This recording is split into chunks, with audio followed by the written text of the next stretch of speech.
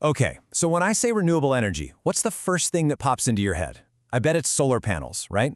Or maybe those huge wind turbines. But what if I told you the real king of renewables is a quiet giant that's been around for centuries, and it absolutely dwarfs them all? Today, we are diving into the incredible world of hydropower. So let me just kick this off with a question for you. When you think about clean energy, what do you picture? Is it those massive fields of solar panels stretching out to the horizon, or those elegant spinning wind turbines? Well, believe it or not, the single biggest source of renewable electricity on the entire planet is something else entirely. Yep, you guessed it, it's hydropower. It generates over 4,000 terawatt-hours of electricity every single year. And just to put that number in perspective, a terawatt is a trillion watts. That is more than all the world's solar and wind power combined. So yeah, hydropower isn't just a player in the renewables game, it kinda is the game. But how did hydro become this absolute powerhouse? Well, it's a really fascinating story that unfolds over the last 50 years, a story of explosive growth and a pretty dramatic global power shift. Just look at this. If we rewind to 1971, hydropower was mostly a thing in developed countries, Europe, North America.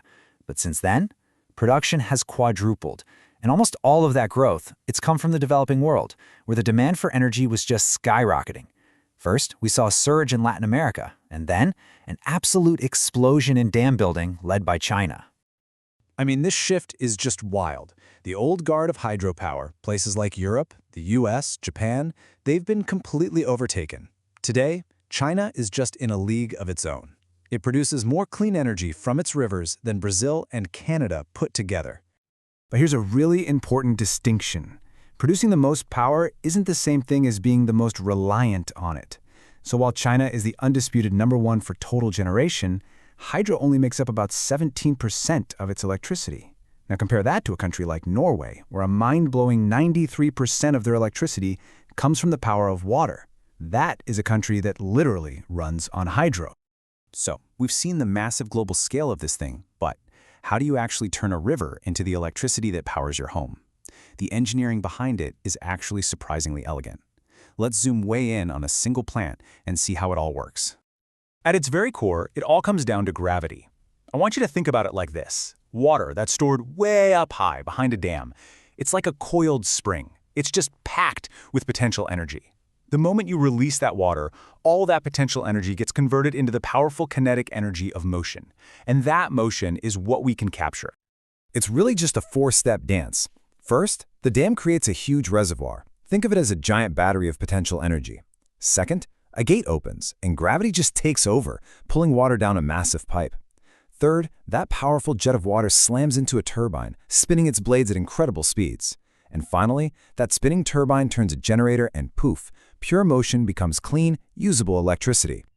Now that process might sound simple enough, but the power it unleashes is anything but. To give you a real-world feel for the scale we're talking about, let's actually run the numbers on a pretty typical, moderately sized hydropower plant. Okay, so let's imagine a river with a steady flow of 100 cubic meters per second. Now that's hard to picture, so think of it this way. It's like 100 of those giant 1,000-liter water containers rushing past you every single second. And let's say we build a dam that gives us a vertical drop, what engineers call the head, of 50 meters. So you take those two things, all that flow and all that height, you put them together and you can generate an absolutely staggering 49 megawatts of power. That is a serious amount of electricity from just one spot on one river. So what does 49 megawatts actually mean in the real world?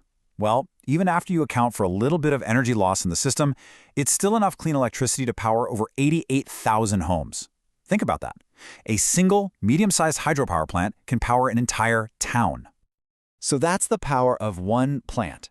Now multiply that across thousands of dams all over the world, and you really start to get why hydro is the king.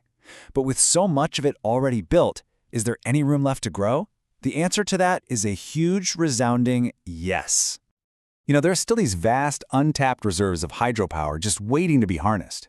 We're talking about the powerful rivers of Central Africa, the potential that's still left in Brazil, and especially the massive, steep river valleys of the Tibetan Plateau in Southeast Asia. These are basically the next frontiers for hydropower. But here is the most important takeaway. the catch, if you will. You can put a solar panel almost anywhere. You can't just build a dam anywhere. You absolutely need two things: a whole lot of water and a steep drop. And that simple fact of geography means the future of hydropower is concentrated in some very specific and often very remote parts of our planet. And this geographical reality, it raises a huge, huge question for the future of this renewable energy king.